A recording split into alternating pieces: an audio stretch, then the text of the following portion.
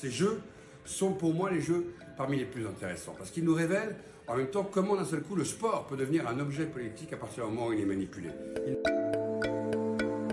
Le marquant d'histoire, on y est, on est dedans, c'est 36.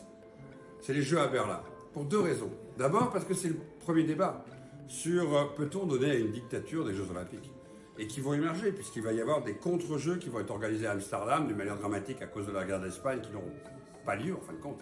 Et en même temps parce que le débat de la déontologie des Jeux commence à émerger. Et puis, comment une dictature s'empare des Jeux pour en faire un objet de propagande. Avec Leni Riefenstahl et son film, comment Goebbels invente le parcours de la flamme qui va d'une certaine manière être une des théories du nazisme d'hériter de la Rome antique et de la Grèce antique, et puis d'une certaine manière une organisation parfaite.